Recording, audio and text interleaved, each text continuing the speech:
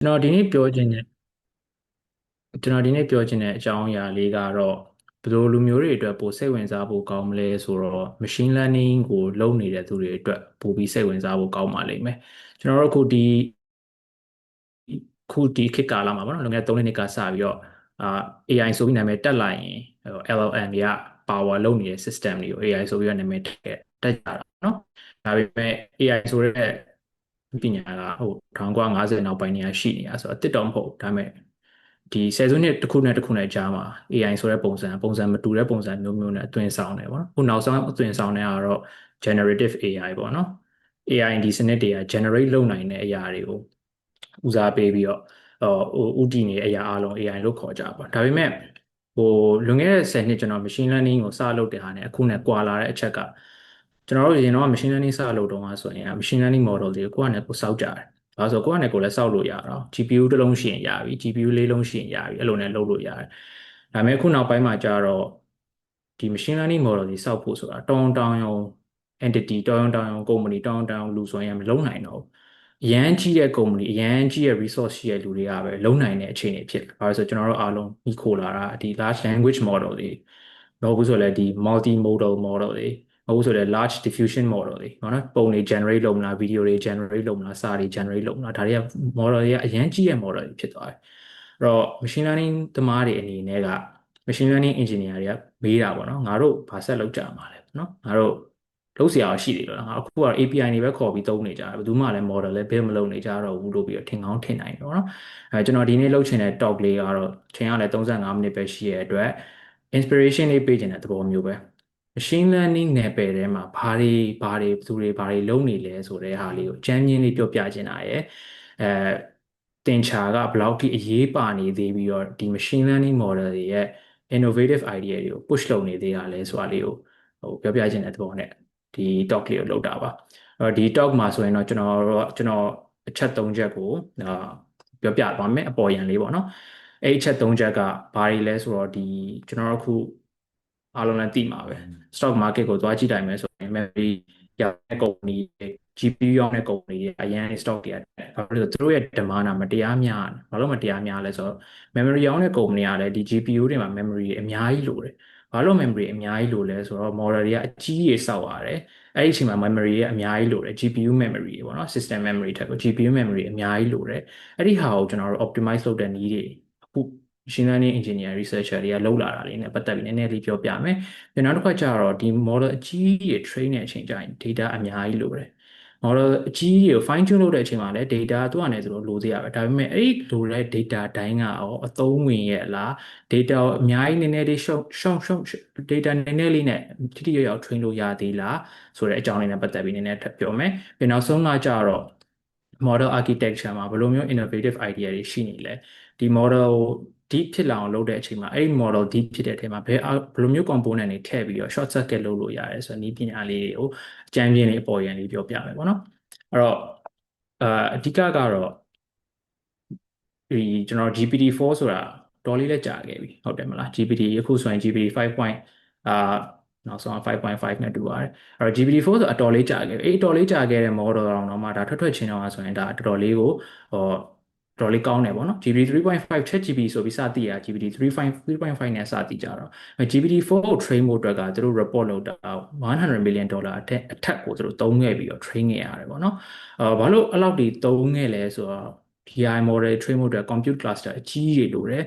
Kubernetes cluster တွေဆိုလဲ node ပေါင်း9000လောက်ရှိတဲ့ဟာကို orchestrate လုပ်ပြီး train ရတာတွေရှိရယ် data ဆိုရင်လည်းသူက internet data ပေါ့ရှိ internet မှာရှိနေတဲ့ data အားလုံးကိုသူကယူပြီး train တာပေါ့အဲ့တော့အဲ့အတွက်အများကြီးပတ်စံလိုတယ်အဲ့တော့ဒီဟာကိုကြည့်ချင်းအဖြစ် optimize လုပ်လို့ရမယ်နည်းပညာတွေမရှိတော့ဘူးလားဆိုတော့စဉ်းစားစရာဖြစ်လာပါဒီလောက် resource ကတကယ်တော့အကုန်လုံးသုံးဖို့လိုလားပေါ့နော်ပထမချက်ကိုအဲ့နဲ့ပတ်သက်ပြီးပြောချင်တာတော့ကျွန်တော်တို့ဒီ course ကိုဘယ်လိုမျိုး optimize လုပ်ကြအောင်လဲပေါ့။ machine learning engineer machine learning researcher ဒီမှာအနေနဲ့ပြောမယ်ဆိုရင်သူတို့ဘယ် direction တွေကိုကြည့်နေကြလဲပေါ့နော်ဒါကကျွန်တော်ဟိုအရန်သေးတဲ့ sample size ပေါ့နော်တကယ်တမ်းအခုချိန်မှာ research paper တွေ research work တွေကြည့်လိုက်မယ်ဆိုရင်အပြင်မှာလုပ်နေတဲ့ဟာတွေကဟိုတနေ့တနေ့ line မိဖို့ဆိုတာတော်တော်လေးခက်တယ်ဘာလို့လဲဆိုတော့တယောက်နဲ့တယောက် innovative idea တွေအရန်များတယ်ကျွန်တော်အဲ့ထဲမှာဒီကိုကြိုက်တဲ့ဟာလေးသုံးဖို့ဆွဲပြောလိုက်တာပေါ့နော်ဒီ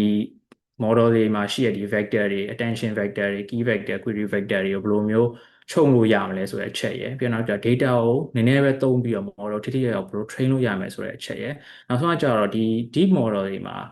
ဘယ်လိုမျိုး module ဘယ်လိုမျိုး architectural changes တွေလုပ်ပြီးတော့ benefit တွေရအောင်လုပ်လို့ရမလဲဆိုတဲ့အပိုင်းရဟာအဲ့သုံးကိုဒီနေ့ကခွဲပြီးပြောပြချင်တာပေါ့နော်အဲ့တော့ပထမဆုံးကတော့memory နဲ့ပတ်သက်တာပေါ့ storage ပေါ့ကျွန်တော်ခုနပြောလို့ပေါ့နော်ကုမ္ပဏီဆိုကြည့်တယ် Samsung SK Hynix Micron သုံးခုကြည့်တယ်အခုချိန်မှာသူတို့ကအရင်အောင် data ကျယ်ဘာလို့လဲဆိုတော့သူတို့က GPU ကုမ္ပဏီတွေကိုသူတို့က memory supply လုပ်ရတာဘာဖြစ်လို့ GPU ကုမ္ပဏီတွေကလည်း memory အရင်လိုရလဲဆိုတော့သူတို့ GPU တွေမှာဒီ inference လုပ်တဲ့ model တွေကအရင်ကြီးရယ်အဲ့ဒီ model တွေကကြီးလာနေများအခုနောက်ပိုင်းဆိုမှတွေ့ကြမှာ context length တွေကဖြည်းဖြည်းနဲ့ကြီးလာတယ်ခုဆိုရင်တော်တော်များများ context နောက်ပိုင်း model တွေ open source ပဲဖြစ်ဖြစ် closed source ပဲဖြစ်ဖြစ်အနည်းဆုံးတော့သူတို့1 million parameter 1 million token context length ထိစပြီး support လုပ်လာကြတယ်ဆိုတော့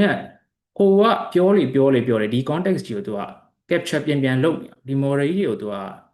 forward pass လုပ်မယ်ဆိုရင်ကိုကပထမ hi how are you ပြောလိုက်တယ်ဆိုရင်တော့ hi how are you ပဲပို့တာဟုတ်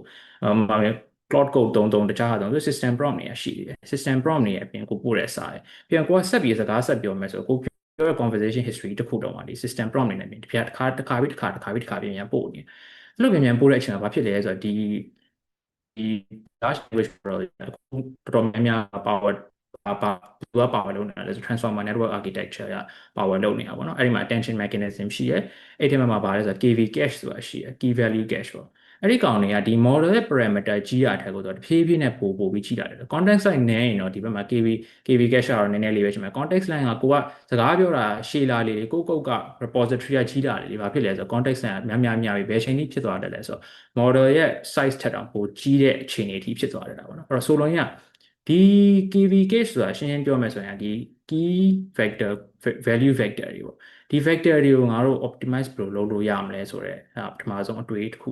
ဒါ researcher တွေကဝင်လာပါတော့အဲ့တော့သူတို့ကဘာကိုစလုပ်ကြလဲဆိုတော့vector quantization ဆိုတာစပြီးကြည့်ကြတယ်။ quantization ဆိုတာစာလုံးလေးကချို့တွေကတော့ကျွမ်းတွင်ဖြစ်ကြမှာပါ။နာမည်ကသာကြီးတာပါတကယ်ကတော့ concept ကအရင်ရှင်းပါတယ်။အဲ့တော့ quantization ဆိုတဲ့သဘောကဘာလဲဆိုတော့ဥပမာဖြင့်အရှင်းဆုံးပြောမယ်ဆိုရင်ကျွန်တော်တို့တဘာဝကိန်းနဲ့အပြည့်ကိန်းရှိရပါတော့။တဘာဝကိန်းဆိုတာဘာလဲဆိုရင်1 2 3 4 5 6ပေါ့နော်။အပြည့်ကိန်းဆိုတာဘာလဲဆိုတော့ဒီဒသမတွေပါအကုန်ပါတယ်ပေါ့နော်။ဥပမာ1နဲ့2ကြားမှာအပြည့်ကိန်းဘယ်နှခုရှိတယ်ဆိုရင် infinity ရှိရပါတော့1 1.1 အများကြီးဖြစ်နိုင်လို့ရတယ်။ quantization ဆိုတာအဲ့လိုမျိုးဖြစ်နိုင်တဲ့ဟာအားလုံးကသူကဖြစ်နိုင်ခြေအားလုံးထက်ကိုသူပေးနိုင်တဲ့ level တွေအားလုံးပဲသတ်မှတ်လိုက်တာပေါ့။ဥပမာဒီ line လေးပေါ်မှာကြည့်ကြပါစို့။ဒီမှာကျွန်တော်အပေါ်ကအဝါရောင်လေးက value 0.26ဆိုတဲ့real number value တွေရှိရပေါ့။ဒါပေမဲ့ကျွန်တော် quantization ကိုကျွန်တော်2 bit quantization လုပ်မယ်ဆိုရင်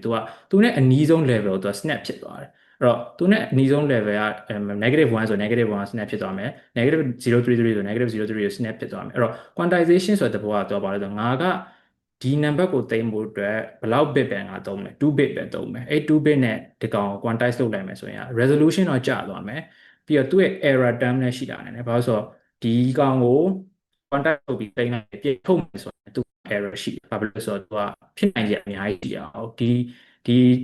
ဂျားထဲမှာအားလုံးရှိတဲ့ number တွေအားလုံးသူက 0.33 -0.33 လို့သတ်မှတ်လိုက်တာအဲ့တော့ quantization မှာသူ့ရဲ့ pros and cons ကသူက storage အနေနဲ့သိမ်းရတာ effective ဖြစ်သွားမယ်ဒါပေမဲ့သူ့ရဲ့ resolution ကျသွားသလို error term မှာရှိတာနေတယ်အဲ့တော့ဒါစီးစော်လို့ပေါ့နော်ကိုက storage ကို optimize လုပ်ချင်လားမဟုတ်ဘူးဆိုရင်ကိုက tempo အဖြည့်မှန်တာကို optimize လုပ်ချင်လားဆိုတာကို balance လုပ်ရတာပေါ့အဲ့တော့ vector quantization ဆိုတော့ကျွန်တော်တို့ဒီခု machine learning model တွေမှာရှိရတဲ့ဟာတွေက vectors တွေက dimension တွေအများကြီးရှိတယ်dimension 2000ကျော်ရှိတဲ့ဟာရှိတယ် dimension 1000ကျော်ရှိတဲ့ဟာရှိတယ် dimension တစ်ခုစီကဆိုတော့ number တွေပေါ့နော်အဲ့တော့ဒီ large language model ဆိုရှင်းပြောမယ်ဆိုရင်အားလုံးက matrix multiplication တွေမှာ10ထဲမှာကျွန်တော်တို့ matrix သင်ခဲ့ရတယ် number တွေနဲ့မြှောက်တာအဲ့ဒီ number တွေကိုသိမ်းထားရတာအဲ့ဒီ number တွေကဘာနဲ့သိမ်းလဲဆိုတော့ floating point အနေနဲ့သိမ်းရ floating point precision ပုံမူတည်ပြီးတော့32 bit သုံးမလား16 bit သုံးမလား8 bit သုံးမလားဆိုပြီးတော့သုံးရအဲ့တော့16 bit နဲ့သုံးတဲ့ number ဆိုတော့သူက number တစ်လုံးချင်းစီကို16 bit သုံးရတယ်အဲ့တော့ number အလုံးပေါင်း2000ကျော်ကိုသိမ်းမယ်ဆို16ရော number အလုံး2000နဲ့မြှောက်ရင်အဲ့လောက်ပမာဏသိမ်းရမယ်ပေါ့နော်အဲ့တော့အဲ့ဒီဟာကို16 bit မသိမ်းမယ်နဲ့4 bit ပဲသိမ်းပြီးတော့ benefit အပြည့်ရမလားဆိုတာဒီ vector quantization ရဲ့ဒီကဥတီချက်ပေါ့အဲ့တော့ဒီ quantization နောက်ချက်အားနည်းတဲ့အချက်ကဘာလဲဆိုတော့ဒီကျွန်တော်တို့ဒီ key value vector တွေကတကယ်တမ်းအဲ့ model သွားပြီးတော့ vector တန်ဖိုးတွေသွားထုတ်လိုက်မယ်ဆိုရင်သူက spiky အရင်ဖြစ်တယ်တချို့တန်ဖိုးတွေကအရင်မြင့်ပြီးတော့များသောအားဖြင့်တန်ဖိုးလေးကနည်းနည်းလေးဖြစ်နေကြတယ်အဲ့တော့ quantization လုပ်လိုက်မယ်ဆိုရင်ပြဿနာဘာဖြစ်လဲဆိုတော့ဒီကောင်ကများသောအားဖြင့်အကုန်လုံးကမှားနေတာများပါเนาะအဲ့တော့ဒီအရင်မြင့်တဲ့ကောင်ကြတော့ level တစ်ခုပေးလိုက်တယ် quantization level ပေးလိုက်တယ်နောက်ထပ်နှိမ့်တဲ့ကောင်တွေကြတော့သူအောက်မှာအကုန်လုံးက0ဟာပေးရင်ပေးလိုက်နောက်တစ်ထစ်ကိုပေးရင်ပေးလိုက်တယ်အဲ့တော့တကယ်တမ်းသုံးတဲ့ level ကဘာလဲဆိုတော့တိတ်ပြီး effect ဘာလို့ဆို spike အရင်ဖြစ်တဲ့ကောင်တော့မရှိဘူး outlier တစ်ခု outlier value တစ်ခုကတခြားကောင်တွေကသွားပြီးတော့ effect ဖြစ်နေရရှိတယ်အဲ့တော့ quantization ဒီ large language model မှာရှိတဲ့ key vector တွေ value vector တွေတန်းပြီးတော့တဲ့သွားပြီး quantize သွားလို့မရဘူးအဲ့တော့ဒီ researcher တွေကဘာလုပ်လဲဆိုတော့သူတို့စပြီးစဉ်းစားရတယ်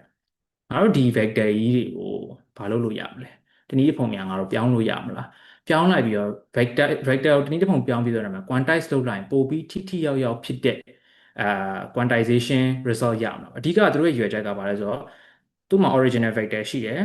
quantize လုပ်လိုက်တယ်ပြီးရင်အဲ့ဟာကိုပြန် recover လုပ်အောင်အဲ့ချိန်ကျရင်ကလည်းအရန်မှန်နေရအောင်ပဲပေါ့နော် quantize လုပ်လိုက်ပြီးအကုန်လုံး wash away ဖြစ်သွားတဲ့ဟာကိုလည်းမဖြစ်စေချင်အဲ့တော့သူတို့စဉ်းစားနေမှာဘာစဉ်းစားလဲဆိုတော့သင်္ချာကျွန်တော်တို့10တန်းမှာ vectors ဆိုတာသင်ခဲ့ကြပါဘောနော် vectors သင်ခဲ့တဲ့အချိန်မှာ vector မှာ vector rotation ဆိုတာသင်ခဲ့ကြတယ်အဲ့ဟာကိုသူတို့တွားပြီးတော့စဉ်းစားvector တွေကိုငါတို့က rotate လုပ်လို့ရတယ်ဆိုတော့ရင်က space ထဲမှာလှည့်တာပေါ့ vector တွေကိုဒီလိုမျိုးငါတို့ rotate လုပ်လို့ရတယ် rotate လုပ်လိုက်ရင် vector ကဘာကောင်းလဲဆိုတော့သူက vector rotate လုပ်လိုက်ရင် vector direction တော့ပြောင်းသွားတယ်ဒါပေမဲ့ magnitude ကတော့မပြောင်းဘူးvector နှစ်ခုရှိရဟာနှစ်ခုတပြိုင်တည်း rotate လုပ်မယ်ဆိုရင်တူ rotate လုပ်မယ်ဆိုရင်အဲ့နှစ်ခုမှာကြားထဲမှာရှိရ down ကလည်းမပြောင်းဆိုလိုရင်အဲ့ vector နှစ်ခုမြောက်တဲ့ inner product ကလည်းမပြောင်းဒါပေမဲ့ဒီကောင်ရဲ့ direction ကတော့ပြောင်းသွားတယ်ပေါ့နော်အဲ့ direction ပြောင်းသွားတဲ့အမြတ်သူတို့ရဲ့ coordinate တွေကလည်းအနည်းနဲ့လိုက်ပြီးတော့ပြောင်းကြမှာပေါ့အဲ့တော့ဒီ researcher တွေကဘာရင်စဉ်းစားလဲဆိုတော့ဒီဟာသင်္ချာနည်းပညာမှာ rotate လုပ်တယ်ဆိုတော့ဟာလွယ်လွယ်လေးငါတို့လုပ်လို့ရတယ်လုပ်လိုက်ရင်ငါတို့အကျိုးမြတ်တစ်ခုရမယ်အဲ့ဒါကိုသူကစစဉ်းစားတယ်အဲ့တော့အဲ့ဒါလေးကိုမြင်အောင်ကြည့်ပြီးပြောရမယ်ဆိုရင်ဒါဒီဆိုပါစို့ unit circle တစ်ခုရှိရဆိုပါစို့အဲ့မှာ vector 1,0 x က1 y က0ရှိရ vector တစ်ခုရှိရဆိုပါစို့အဲ့ဒီ vector coordinate တစ်ခုကအခုက1ဖြစ်နေတယ်ဆိုတော့ရ number ကမြင့်နောက်ကောင်ကကြာ0ဖြစ်နေအရင်နေဒါပေမဲ့အဲ့ကောင်လေးကို rotate လုပ်လိုက်တာဘာဖြစ်သွားလဲဆိုတော့ coordinate နှစ်ခုကညှိပြီးတော့လုပ်လို့ရတယ်ဆိုတော့ coordinate တစ်ခုကဘာလဲဆိုတော့သူမထိုးကိုမတာလို့မျိုးဖြစ်သွား spiky ဖြစ်နေတာမဟုတ်ဘူးတကောင်ကပဲထောင်ပြီးတက်နေတာမဟုတ်ဘူးနှစ်ကောင်ညှိပြီးတော့လုပ်လို့ရဒါပေမဲ့သူ့ရဲ့ length ကဒီ vector length ကတူတူပဲမလျော့တော့တိုးလည်းမတိုးပါဘူးလျော့လည်းမလျော့ပါဘူးအဲ့ဒါ first intuition ပေါ့နော်ဒါ2 dimension မှာဒီလိုလုပ်လို့3 dimension မှာကြာတယ်ထုံနေလောက်အောင်ပဲဒါ3 dimension vector တခုရှိရဆိုပါတော့3 dimension vector တခုကိုကျွန်တော်တို့လှည့်လိုက်မယ်ဆိုရင်အနောက်မှာဒီ histogram bar chart တွေကိုကြည့်မယ်ဆိုရင်ညှိလို့ရတယ်အကုန်လုံးတကောင်နဲ့ spiky ဖြစ်နေအောင်ဟုတ်ပဲねအားလုံးညှိလိုက်လို့ရတယ်အဲ့ဒါကိုဒီ researcher တွေကစပြီးတော့ဒါတော်တော်လေးကိုစိတ်ဝင်စားပြီးတော့ဒီတင်ချာtechnique ကနှစ်ပေါင်းရာနဲ့ချီပြီးရှိခဲ့ဘာမှမဆန်ဘူးဒါပေမဲ့ဒီ neural networks မှာဖြစ်နေတဲ့ပြဿနာနဲ့ quantize လုပ်ရင်ဖြစ်နေတဲ့ပြဿနာကိုဖြေရှင်းမှုအတွက်သူတို့ကဒီဟာလေးကိုစစဉ်းစားလာငါတို့ rotate လုပ်လိုက်ရင်တော်လေးအဆင်ပြေသွားမယ်သဘောရှိရဲဆိုပြီးစပြီးတော့တွေးကြတာပေါ့နော်ဘာလို့ဆိုအဲ့လိုမျိုး value တွေ spiky ဖြစ်နေတာဆိုတော့မဖြစ်ချင်အဲ့တော့ဒါ3 dimension 2 dimension ကိုမြင်ပြီးပြီဆိုရင်ဘာလို့အဲ့ဒါကိုအရင်ပြရလဲဆိုတော့ကျွန်တော်တို့ neural networks ရဲ့ vectors တွေက embedding vectors တွေကသူက dimension 1000နဲ့ချီရှိတာပေါ့နော်1024ရှိရင်1048ရှိရင်ရှိမယ်အဲ့လိုမျိုးရှိတော့သူက dimension များလာလေသူရဲ့ statistical ပုံစံကဘယ်လိုဖြစ်လာလဲဆိုတော့ dimension နည်းရင်အကြတော့သူကခုန1 0တွေဖြစ်တာအရင်လွယ်တယ်ဒါပေမဲ့ dimension များလာလေဒီ coordinate value တွေကဘယ်နားတွေမှာစုလာလဲဆိုတော့ဒီ origin မှာပေါ့xy coordinate နဲ့ပြောမယ်ဆိုရင်0,0မှာစုလာတာကိုသူတို့ဖြည်းဖြည်းနဲ့တွေ့ကြတယ်အဲ့တော့ statistical interpretation အနည်းနဲ့ပြောရမယ်ဆိုရင်အဲ့ဒါတော့သူတို့ဘာလဲဆိုတော့ bell curve လို့မျိုးဖြစ်လာသူတို့တွေ့ကြပါ coordinate တွေတော်တော်များများကတုံညနာမှာလာပြီးစုလာတယ်ဆိုရင်နောက်တစ်ခုသင်္ချာcorrelation တွေတခုသူတို့တွေ့လာအဲ့ဒီအချက်တွေကဘာလို့အရေးကြီးလဲဆိုတော့ကျွန်တော်တို့ခုန vector quantization လုပ်မယ်ဆိုရင်ခုန spiky အရင်ဖြစ်နေတဲ့အကောင်တွေအမိုးကြီးပဲ spike မဖြစ်လေကောင်းတယ်ပဲအဲ့တော့ spiky မဖြစ်လေဘယ်ချိန်မှာပိုကောင်းလဲဆိုခုနလို dimension တွေများလာလေဒီ coordinate တွေ probability တွေကဘယ်နားမှာပုံနီးလာလဲဆို0နဲ့ပုံနီးလာလေဆိုတော့အဆင်ပြေတာပေါ့ကိုရီအခုလိုချင်တဲ့ဟာကလည်း dimension အများကြီးရှိတဲ့ vector အဲ့ဒီကောင်dimension များလာရင်ကလည်း value တွေကပို့ပြီးတော့ဒီလိုမျိုး0နားမှာစုလာဆိုတော့လည်းကောင်းတယ်ပြီးနောက်တစ်ချက်ကခုန rotation ပေါ့နော်အဲ့တော့ spiky ဖြစ်နေရင်ဆိုတာမှသူကဘာလဲဆိုတော့ rotate လုပ်လိုက်မယ်ဆိုရင်ဒီကောင်က non spiky ဖြစ်သွားအောင်လုပ်လို့ရတယ်ဆိုတော့အချက်နှစ်ချက်ကအရန်အရေးကြီးအချက်နှစ်ချက်ပေါ့ အဲ့တော့ရှင်းပြောမယ်ဆိုရင်တော့ဆိုပါတော့ဒါကိုကျွန်တော်တို့ key value query sorry key vector query vector ရဲ့ value တွေလို့မှတ်လိုက်ပါဒီဟာအခုဆိုရင်တော့64 dimension ရှိတဲ့ vector တခုအဲ့တော့တကောင်ကအရန်တော့ခြုံပြီးတက်နေအဲ့ကောင်ဒီ vector ကြီးကို quantize လုပ်လိုက်မယ်ဆိုရင်ခုနပြောသလိုပဲ spiky ဖြစ်တဲ့ကောင်တွေအပေါ်မှာရမယ် spiky မဖြစ်တဲ့ကောင်တွေအောက်မှာရမယ်ပြန်ပြီး recover လုပ်လိုက်အဲ့ vector ဘယ်လိုမှကောင်းမှာမဟုတ်အဲ့တော့ဒါဘယ်လိုလုပ်လိုက်တင်လဲဆိုအဲ့ကောင်အဲ့ vector ကြီးတခုတော့ rotate လုပ်လိုက် rotate လုပ်လိုက်တဲ့အချိန်ပါဆိုတန်ဖိုးတွေအားလုံးကဘာလဲဆိုအားလုံးကအောက်နာနေနေဝတ်သွားတယ်အဲ့ဒီအချိန်ကြောင်းမှာအဲ့ဒီအောက်နာဝတ်နေတဲ့အကောင်တွေအားလုံး quantize လုပ်လိုက်ရင်ပိုပြီး recover လုပ်ရင် quality ပိုကောင်းတဲ့ဟာထွက်လာအဲ့ဒီအချိန်မှာအရေးကြီးတဲ့အချိန်ကဘာလဲဆိုတော့ဒီ length ကဒီ vector ရဲ့ length ကတော့လုံးဝမပြောင်းသွားဘူးသူ့ရဲ့ direction ကတော့ပြောင်းသွားတယ်ဒါပေမဲ့အဲ့တော့ကြောင့်ဒီအရှိမခုနကြိုပြီးတော့စကားပလင်တွေဘာလို့ခံလာလဲဆိုတော့ဒီ concept ကိုတဖြည်းဖြည်းနဲ့ဆွဲသွင်းလာပါတော့အရင်ရုပ်ရှင်နဲ့သင်္ချာcorrelation တွေရှိရဲအဲ့ correlation တွေကနေပြီးဘယ်လိုယူလာလဲဆိုတော့ကိုရီလိုချင်တဲ့ဟာဒီအရင်ကြီးရဲ့ model ကြီးကို quantize လုပ်မယ်ဒီကောင်ရဲ့ vector တွေ quantize လုပ်မယ်ဒါပေမဲ့ quality ကောင်းကောင်းနဲ့ quantize လုပ်ချင်ဘယ်လိုလုပ်ဖို့လိုလဲဆိုတာဒီသင်္ချာနေရာမှာတွေကိုသုံးချပြီးတော့step by step derive လုပ်ပြီးတော့ဒီရောက်လာပါပေါ့အဲ့တော့အဲ့ဟာပြီးတော့နောက်တစ်ချက်ကကြာပါလဲဆိုတော့ဒီ quantize လုပ်အခု quantize လုပ်ဖို့အချိန်စားရောက်ပြီရောက်တဲ့အချိန်မှာခုနပြောသလိုပေါ့နော်ကျွန်တော်တို့ bell curve လို့သူအလယ်မှာစုနေလေ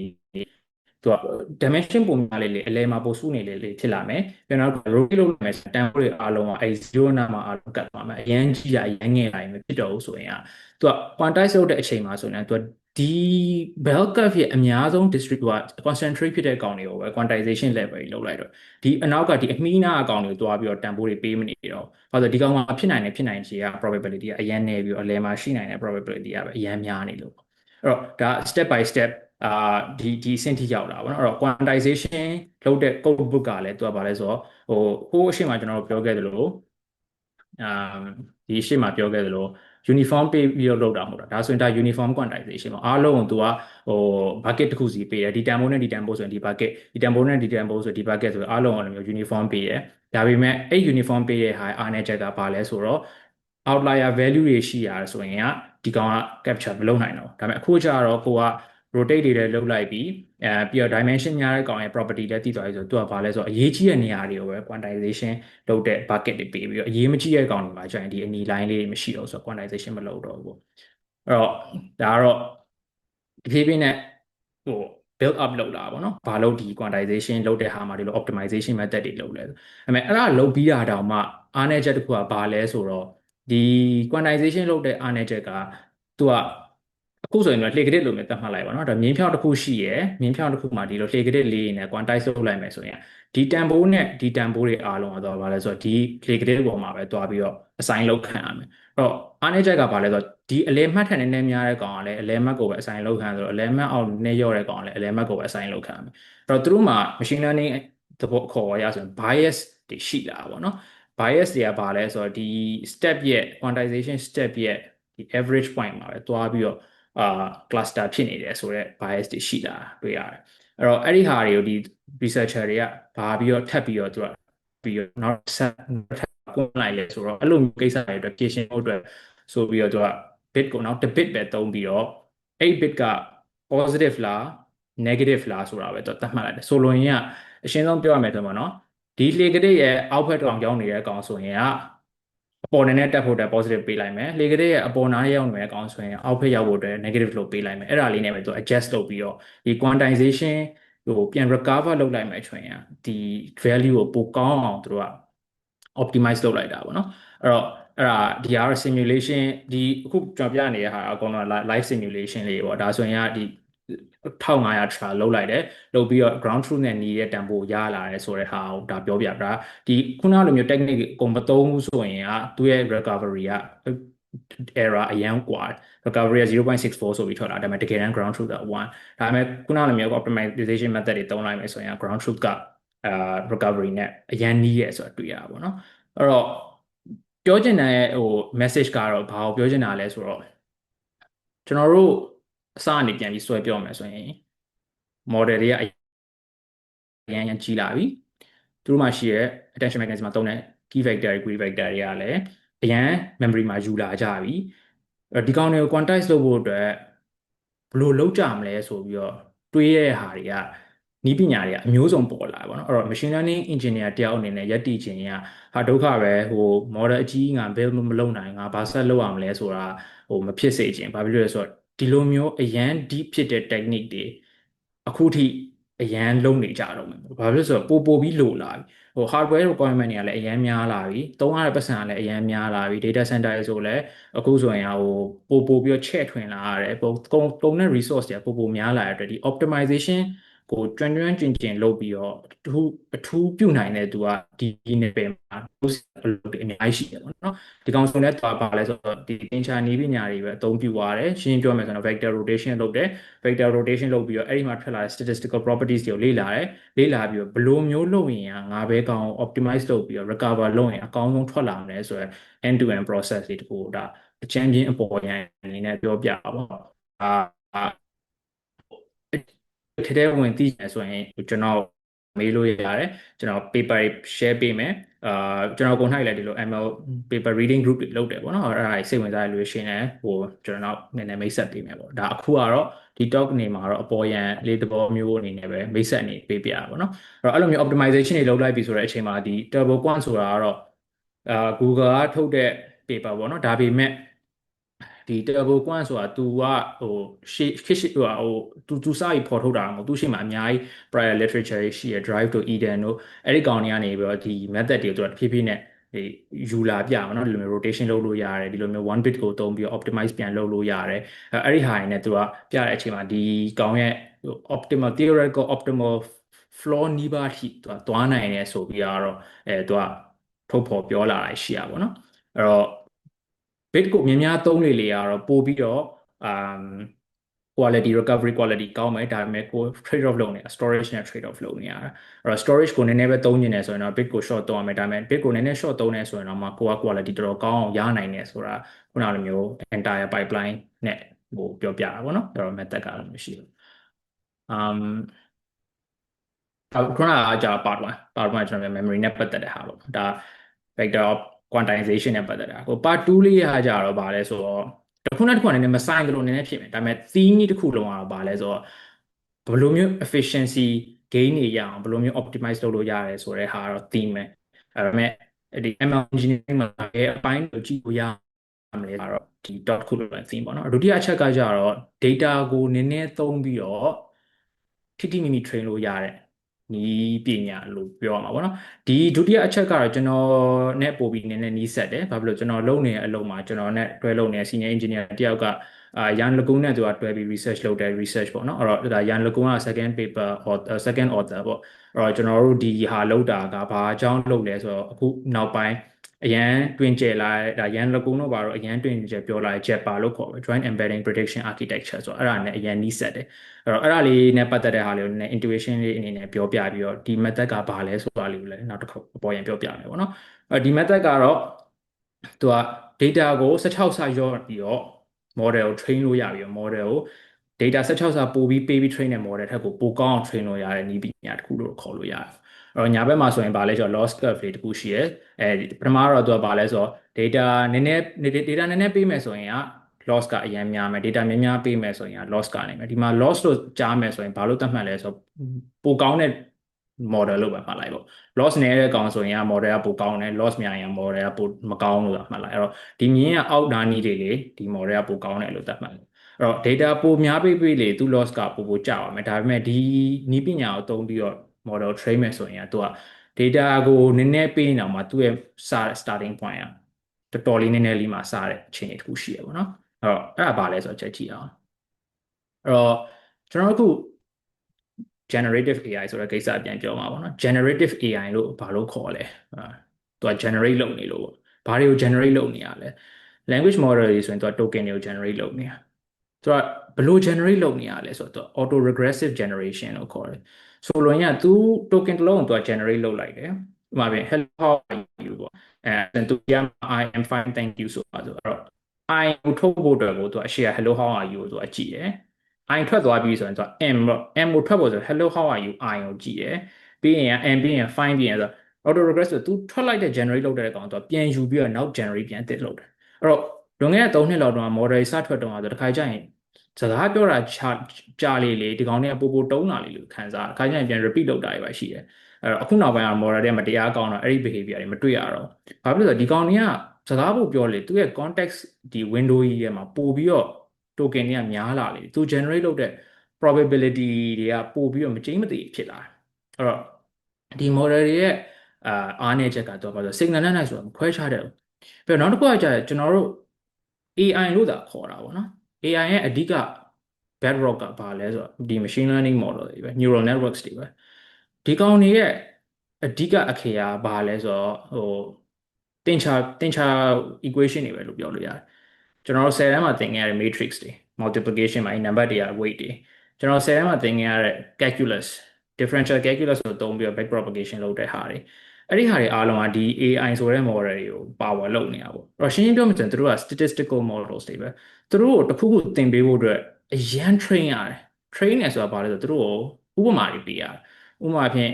်ကြောင်ပုံနဲ့ခွေးပုံခွဲတဲ့ model သင်ပေးနေဆိုကြောင်ပုံတော့အပုံတစ်ထောင်ပြရတယ်ခွေးပုံပေါင်းအပုံတစ်ထောင်ပြရတယ်ပြီးကြောင်ပုံဆိုပြီးတော့ကြောင်ပုံလေးပေါ့အခုတစ်ထောင်ခွေးပုံဆိုပြီးခွေးပုံလေးပေါ့အခုတစ်ထောင်အဲ့လိုမျိုးပေးရတယ်ဘာနဲ့ကွာလဲဆိုတော့ဒီကလေးလေးတွေကိုစာသင်ပေးရတယ်အရန်ကွာကလေးလေးတွေဆိုရင်ကသူကတက်ကလာအုပ်ဆိုတာဒီပုံရှိရဲဆိုပြီး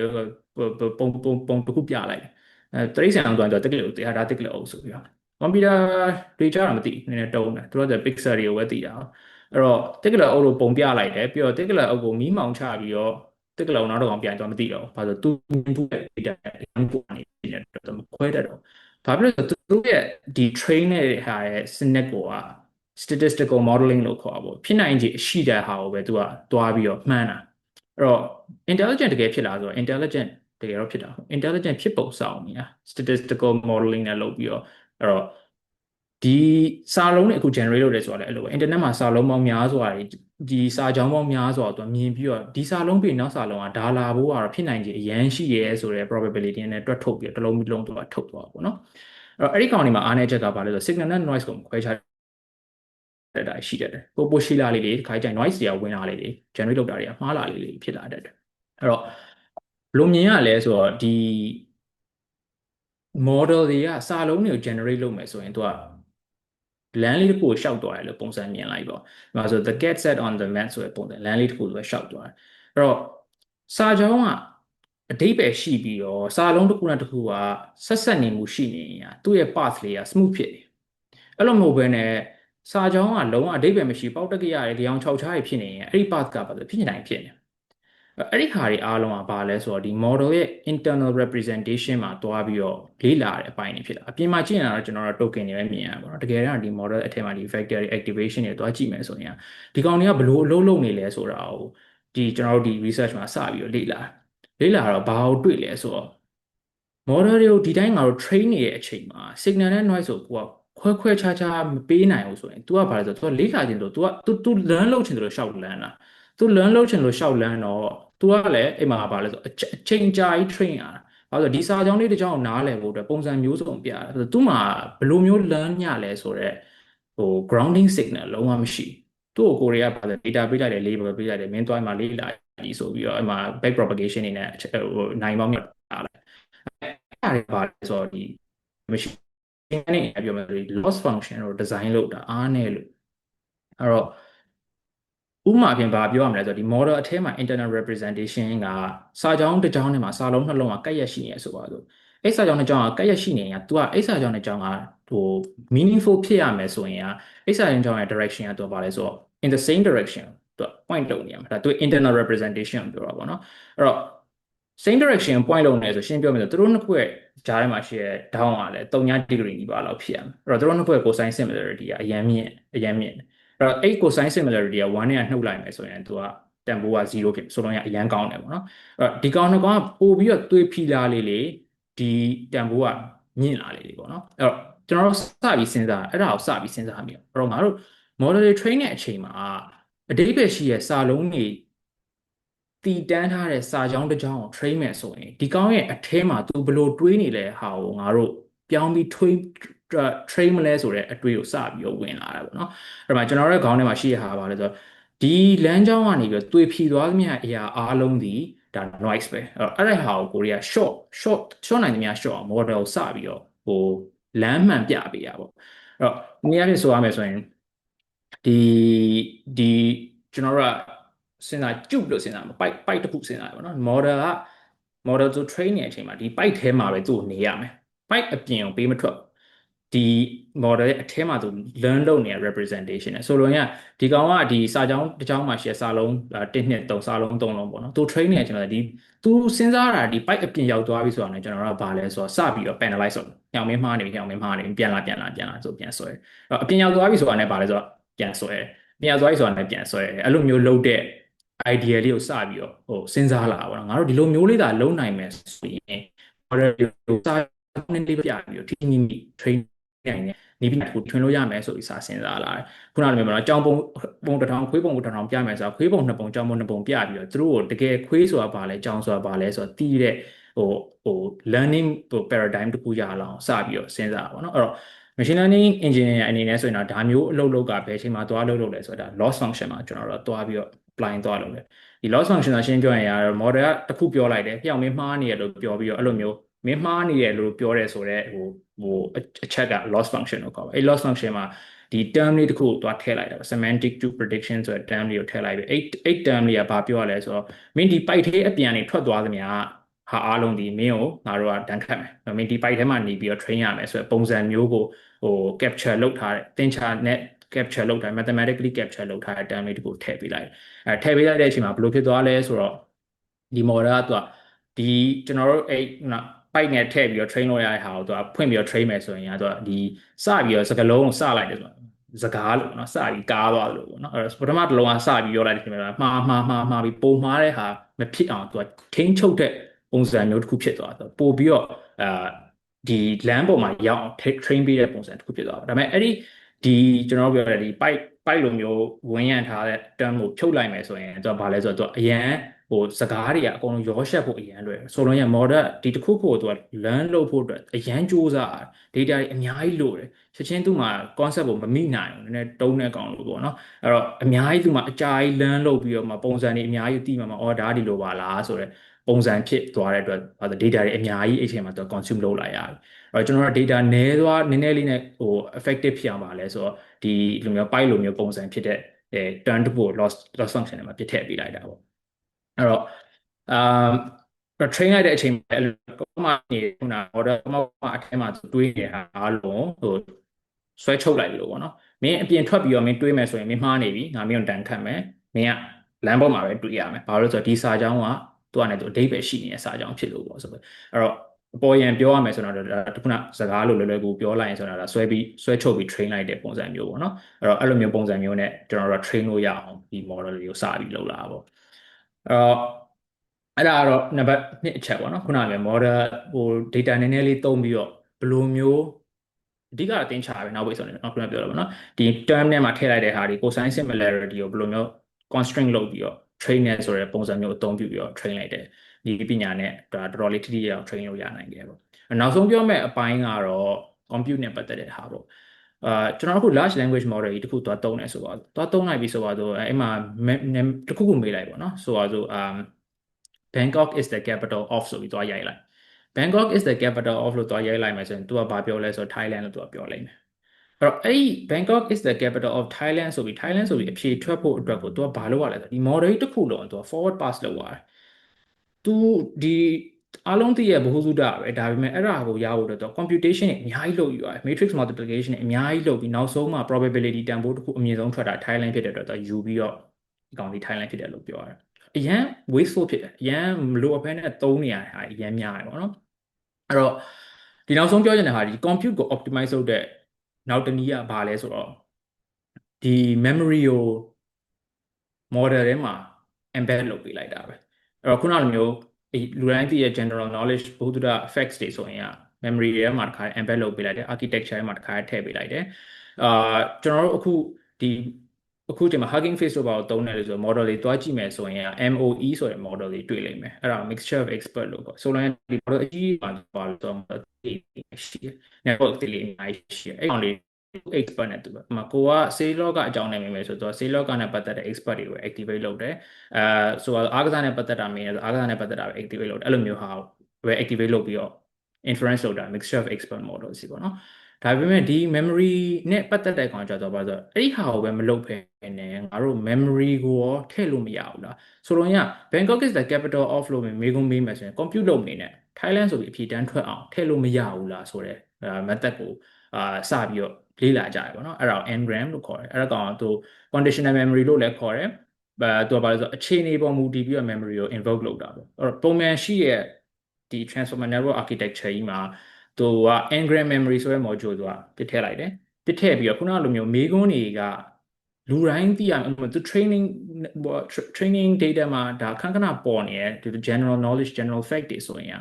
short circuit လုပ်ပြီးတော့ဒီ memory ကိုပဲ retrieve သွားလုပ်လိုက်တာဟာ model တစ်ခုလုံးအစအဆုံးသွားပြီးတော့inference လုပ်ပြီးတော့အဖြေထွက်တာတဲ့အများကြီးပို့ပြီးတော့ effective ဖြစ်တယ်ဆိုပြီးတော့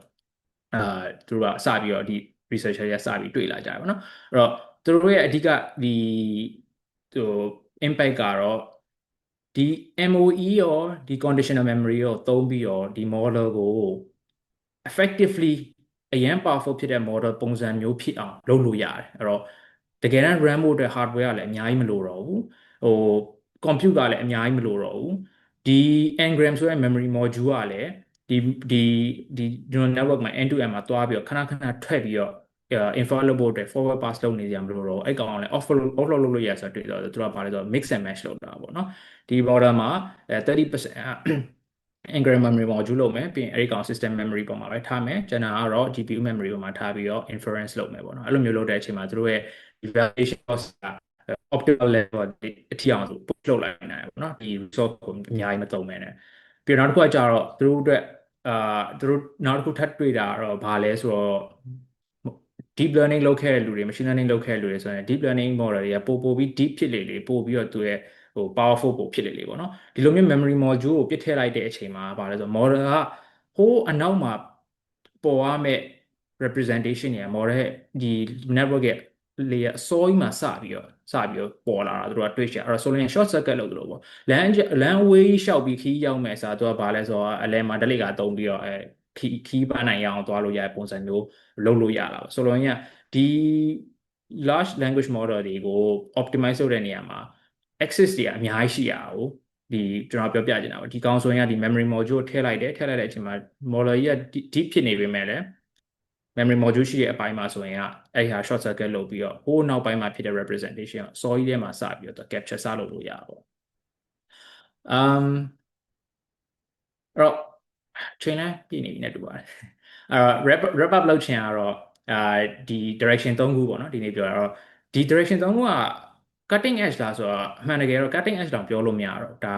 အရန်ထွက်တာတွေအရန်ညံ့တယ်ဒါပေမဲ့ဒီ talk မှာတစ်ခုလုံးမှာပြောချင်ကျွန်တော် deliver လုပ်ချင်တဲ့ message ကတော့ကဲလို့သာ ML engineer ML machine learning နဲ့ပတ်သက်ပြီး deep လုပ်ချင်တဲ့လူတွေအနေနဲ့ဆိုရင်ငါတို့မှလုပ်စရာမရှိတော့ဘူးလားလို့မထင်နဲ့ပေါ့နော်အကောင်လုံးက AI agent တွေပဲလုပ်တော့မယ်အခုဆိုတော့လေ software engineer အားလုံးလုပ်ပြုတ်တော့မယ်ဒီမှာချင်းများဒီ software engineer industry တစ်ခုလုံးက replace လုပ်ခံရတော့မယ်လို့အားလုံးကတော့ပြောနေကြတယ်ဒါပေမဲ့တကယ် innovation တွေတကယ် deep သွားလို့ရမယ်ဒီပညာနယ်ပယ်တွေကအများကြီးရှိနေသေးတယ်ပြီးတော့လည်းအဲ့ဒီနယ်ပယ်မှာ deep သွားနိုင်လေလေကိုလုံးနိုင်တဲ့အလုပ်တွေကလည်းအများကြီးရှိနိုင်သေးတယ်ဆိုတာကျွန်တော်ကပြောပြချင်တာပေါ့ဒီလိုမျိုး optimization method တွေရှိနေလို့ဒါကျွန်တော်တို့ပိုပြီးကောင်းပိုပြီးကောင်းတဲ့ဒီ architecture ပိုပြီးကောင်းတဲ့ mechanism တွေကထွက်လာတာပေါ့နော်အခုကျွန်တော်တို့သုံးတဲ့ LLM တွေအခုသုံးတဲ့ autoregressive model ဆိုရတယ်နောက်3နှစ်လောက်နေရင်အရန်ခဏနောက်ကျတဲ့အရာတွေဖြစ်သွားမယ်အဲ့ဒီကြရင်လည်းတစ်တွေထွက်လာတော့ဒီဟာတွေအားလုံးကပါလဲဆိုဒီ fundamental understanding ကနေစပြီးတော့ဘယ်အပိုင်းတွေမှာလိုအပ်ချက်တွေရှိနေလဲဘယ်အပိုင်းတွေကိုငါတို့ optimize လုပ်လို့ရမလဲဆိုတာလေးမြင်စေချင်တဲ့သဘောနဲ့ဒီ talk လေးကိုလုပ်ပေးလိုက်တာဖြစ်ပါတယ်အခုပြောချင်တာကတော့ကျွန်တော်ပြောချင်တာဒီဟာပါပဲဟွာလေးမေးခွန်းလေးတွေတော့ကြည့်လိုက်အောင်ဟုတ်ကျေးဇူးပါကိုမေးခွန်းလေးမေးထားလို့ရှိပါတယ်ဟုတ်ဘယ်ကနေစကြည့်ရမလဲမသိ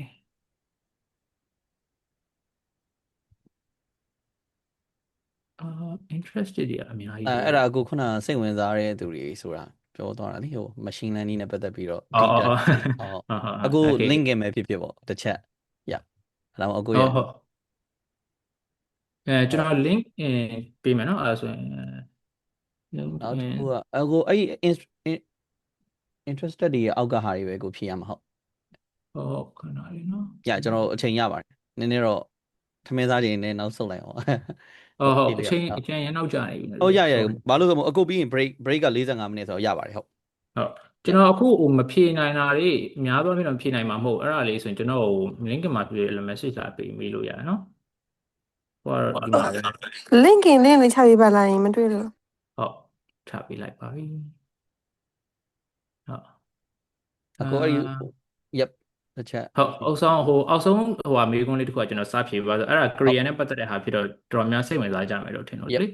How can I transfer from web development to AI ML fields တဲ့တော်များအဲ့မေးခွန်းမေးကြတယ်ခင်ဗျ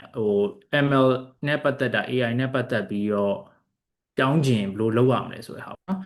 ကျွန်တော်က guideline နဲ့ပတ်သက်ပြီးနည်းနည်းပြောမယ်အားလုံးကတော့ကိုယ်လမ်းနဲ့ကိုယ်သွားလို့ရတယ်ကျွန်တော်ကတော့ online course တွေကနေကျွန်တော်စပြီးတော့ pick up လုပ်တာပေါ့နော်